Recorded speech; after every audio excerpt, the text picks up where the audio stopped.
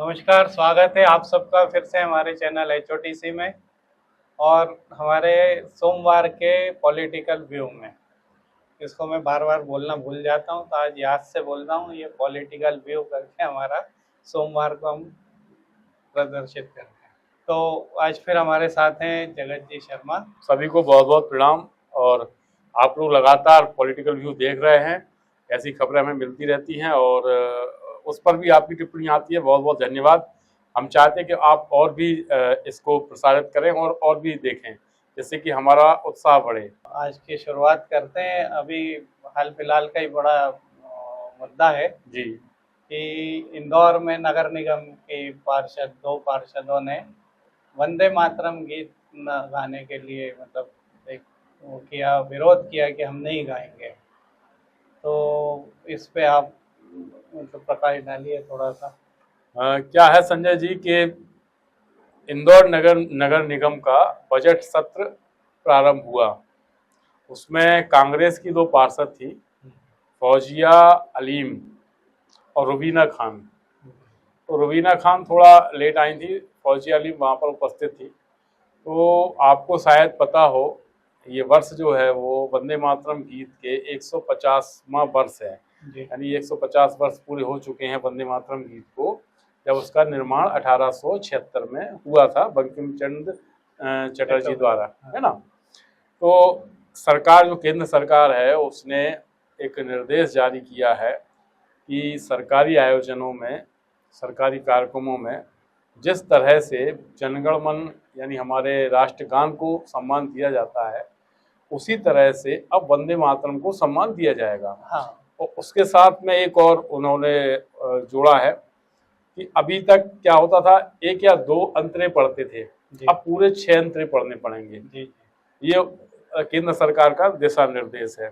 और ये fundamental duty जो है ना, उसमें भी इसको जोड़ा जाता है। लेकिन इन दोनों पार्षदों ने मजहबी कट्टरता को सामने रखते हुए, उसका हवाला देते हुए या उसकी आड़ में वंदे मातरम गीत का विरोध किया।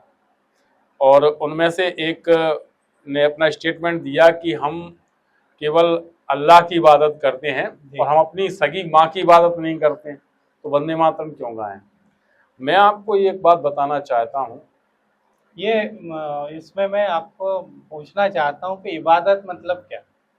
इबादत से उनका मतलब वही याद करना या पूजा पाठ करना, इस तरह से। या हालांकि वंदे मातरम में वंदना है। और मैं यही कहना चाह रहा हूँ कि हम भी अपने ईश्वर की पूजा करते हैं और उन्हें निश्चित ही वो सर्वशक्तिमान है, वो जिस भी नाम से बुलाएं, हम जिस नाम से बुलाएं। तो उसके अलावा हम बाकी भी कई, जैसे गाय को माता बोलते हैं तो उसके अलग कारण है। इस धरती को हम अपनी माता बोलते हैं, तो इसलिए बोलते हैं कि ये इस धरती से हमें अन्न, जल, वायु सभी कुछ प्राप्त होता है, जहाँ हम पले बड़े होते हैं, है ना। एक माता की तरह ये हमें बड़ा करती है। इस पे ही हम लोग अपना शौच भी करते हैं और गंदगी भी डालते हैं, सब कुछ करते हैं। तो माता जैसा हमारा पालन पोषण करती, वैसे ये धरती करती है। तो इसमें ये एक मेरे को लगता है थोड़ा सा ये बुद्धि जो है ये नहीं है। नहीं, आप ये गलत कह रहे हो। बहुत बुद्धि है, ये धूर्तता है जी। सब कुछ चीजें जानते समझते हुए भी इस तरह का व्यवहार करना धूर्तता है। मैं आपको बताऊं, पार्षद ये बोल रही हैं अपने स्टेटमेंट में जी कि हम जनगण मन तो करते हैं, हाँ ठीक है। वो कह रही है सारे जहां से अच्छा हिंदुस्तान हमारा तो करते हैं। अब वंदन का मतलब क्या होता है, वंदना होती है, यानी आप किसी के गुणों का गान कर रहे हो जी। तो सारे जहां से अच्छा हिंदुस्तान हमारा, ये गुणगान नहीं है क्या।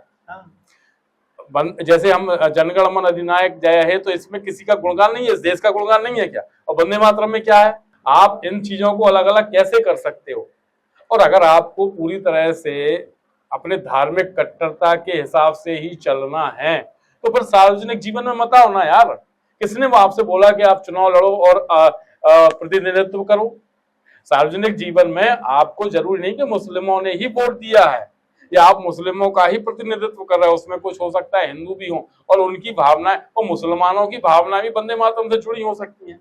नहीं, और होनी ही चाहिए। अगर मान लिया एक कुछ समय के लिए अपन मान लें कि किसी और देश में इन्होंने जन्म लिया होता, मान लिया ईरान में ले लिया होता, आज जो ईरान के लिए लोग बहुत आगे बढ़ बढ़ के और धन इकट्ठा कर रहे हैं, वहाँ लिया होता, तो वहाँ की धरती उनका पालन पोषण करती या नहीं करती? तो क्या उसका एक उसके प्रति अपना कोई भाव प्रकट करना कौन सा गुनाह हो जाता? उन्हें वहाँ पे भी करना चाहिए। ये मुझे यही मूर्खता लगती है इनकी कि ये किसी एक चीज को लेके और बस हम अल्लाह को मानेंगे, इसके अलावा किसी को नहीं मानेंगे। नहीं, आप खूब तो अल्लाह को तो मानिए, हम मनाई को नहीं, आप खूब अल्लाह को मानो भाई साहब। हाँ। इस देश का बंटवारा किस आधार पे हुआ? हाँ, ये तो धर्म के आधार पे हुआ था ना? हुआ था। आप वहाँ चले आते हैं। फिर आपने पूरी तरह से यहाँ से वहाँ क्यों आप शिफ्ट नहीं हुए? बिल्कुल 90% उस समय के मुसलमानों ने पाकिस्तान के पक्ष में वोट किया जी। कितने परसेंट गए? यहीं रह गए ना। हाँ। जब आप यहीं रह गए फिर यहाँ के रूल्स मानो ना। आपके धर्म के नाम पर एक देश आपको मिल गया जहां आप जिस तरह से चाहते वैसे रह सकते थे। अब आप यहाँ पे हो तो यहाँ जो नियम कानून है उनको आपको मानना पड़ेगा कि नहीं मानना पड़ेगा? मानना ही चाहिए, है ना। हाँ। और वो कह रही हैं जो पार्षद हैं कि किसी के बाप कोई अगर एक बाप का हो तो हमसे कहलवाए वंदे मातरम, और फिर उसके बाद 10 बार बोल दिया वंदे मातरम, है ना। उसके बाद 10 बार बोल दिया, खुद ही बोल दिया। तो मैं ये कह रहा हूँ कि ये धार्मिक कट्टरता है, आप अपनी अलग आइडेंटिटी स्थापित करने के लिए करते हो और कुछ नहीं। अगर आप वास्तव में धार्मिक होते तो आपके मजहब में ये सब बातें लिखी हुई हैं कि आपको क्या करना है, किस देश जिस देश में रह रहे हो, मादरे वतन के लिए आपके क्या कर्तव्य हैं। हाँ। वंदे मातरम बांग्ला और संस्कृत में इसलिए आपकी समझ में नहीं आ रहा, और जनगणमन और आपका सारे जहां से अच्छा हिंदुस्तान हमारा हिंदी और उर्दू में है, आपको समझ में आ रहा है, इसलिए आप मैं वो करती हूँ ये नहीं करती हूँ। अरे उसको समझो तो। और मैं आपको एक और इन लोगों का इनका खास तौर से ये जो है इनका एक दोगलापन आपको बताऊं कि पिछले वर्ष जब हमारे 27 नागरिकों की हत्या हुई थी पहलगांव में, जी बिल्कुल, कितने संगठन आए थे विरोध करने, कितने लोगों ने पैसा इकट्ठा किया था उनके लिए, कितना वेलफेयर चलाया गया था। लेकिन अभी ईरान के लिए लोग इनके बच्चों ने गुल्लकें फोड़ दी, 6.5-7 करोड़ रुपए 600 करोड़ रुपए इकट्ठे किए और प्रदर्शन किया भारत में। क्या माना जाए? आपकी निष्ठा कहाँ है? इस देश के नागरिकों के साथ हैं आप? नहीं है। आपने रहना यही है। आपने सीधा वेरिएशन किया है मजहब के आधार पर कि ये मुसलमान है और ये गैर मुसलमान है। हमें मुसलमान में 1000 गलतियां हो तो हमें नहीं देखना है, लेकिन अगर वहां कुछ है तो हमें उस पर हल्ला मचाना है। बिल्कुल। भोपाल की बात ले लो ना, भोपाल में भी एक आशीष पांडे पकड़ा गया। वो आशीष पांडे नहीं था, आसिफ था। कभी आपने सुना किसी बड़े नेता को, यही अपने मुस्लिम बड़े नेता को, कि ये गलत हो रहा है, लव जिहाद गलत है, इस तरह से धोखा देने? बारे में वो कुछ भी कोई वक्तव्य नहीं आता है क्या? नहीं आता। लेकिन इस पे आगे आगे नहीं, वंदे मातरम नहीं कहेंगे, हमारे धर्म में नहीं है। अरे धर्म की तुम्हें कोई जानकारी नहीं है भाई साहब। धर्म कोई भी हो, धर्म इंसानियत को पहले देखता है। बिल्कुल। और सब में अच्छी बातें लिखी होंगी, पर उसका क्या अर्थ निकाल के ये लोग बताते हैं और कैसे लोगों का ब्रेन वॉश करते हैं, ये अभी इसमें एक अच्छी बात ये है कि कांग्रेस का बहुत अच्छा इसमें पक्ष आया है। कांग्रेस ने वंदे मातरम ना करने पर इन दोनों जो महिला पार्षद थी इनको हटाने का काम शुरू कर दिया है। तो कांग्रेस के जो प्रदेश प्रवक्ता हैं के मिश्रा, उन्होंने कहा इन दोनों पार्षदों ने धमकी दी थी कि हम ओबीसी की पार्टी में चले जाएंगे, तो उन्होंने कहा बिल्कुल चले जाओ, हमें आपकी जरूरत नहीं है। तो कांग्रेस का ये पॉजिटिव पक्ष आया है पहली बार ऐसे मसलों पर, वरना वो हमेशा क्या है तुष्टीकरण के चक्कर में इनके साथ खड़ी दिखाई देती है।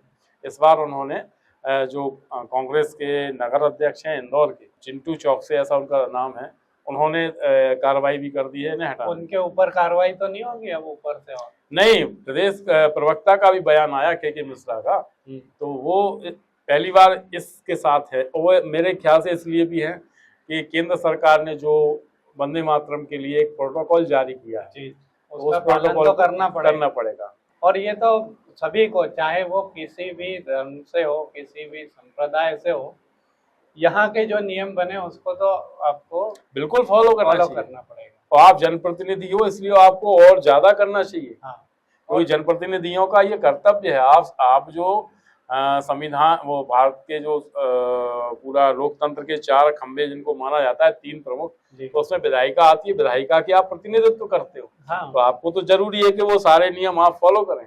हर जगह देखा जाता है कि इनको विरोध करना है। क्यों करना है? आप यहीं पढ़े हो, यहीं बड़े हो, आपकी पीढ़ियां अगर यहाँ गुजरी है, अगर आप बता रहे कि हम तो यहाँ इतने सालों से रह रहे, तो रह रहे तो यहाँ की मान क्यों नहीं रहे? नहीं, फिर उसमें ये कहते हैं किसी के बाप का हिंदुस्तान थोड़ी है। अब भाई तुम्हारे बाप का है तो हिंदुस्तान को जो नियम कानून है उनको फॉलो करो। ये तो कोई बात ही नहीं होती। मतलब ये तो बेवजह के एक बुद्धिहीन और तर्कहीन, निहायत नीच तरह की बातें हैं कि किसी के बाप का हिंदुस्तान नहीं है। अरे जो हिंदुस्तान में है, रहा है, उसके बाप का तो है ही है। बिल्कुल। क्या है, ये चर्चा तो इतनी लंबी हो सकती है। इन मुद्दों को बार बार उछाला जा रहा है। देश में अराजक तत्वों को की भरमार हो रही है और इनको जो भी हो रहा होगा, कहाँ से सपोर्ट हो रहा, कहाँ इन्हें ट्रेनिंग दी जा रही है, सरकार को पता होना ही चाहिए और होगा शायद। पर ये जितनी जल्दी हो समाप्त हो और बाकी समाज भी इसके प्रति थोड़ा जागरूक हो, क्योंकि इस तरह से ना तो देश चलेगा और देश अगर नहीं चला तो हम भी नहीं चल पाएंगे। अराजकता फैलती जाएगी। तो मेरे ख्याल से आज के लिए इतना काफ़ी है। बिल्कुल। और हम लोग आपसे करबद्ध तरीके से कहते हैं वंदे मातरम। वंदे मातरम।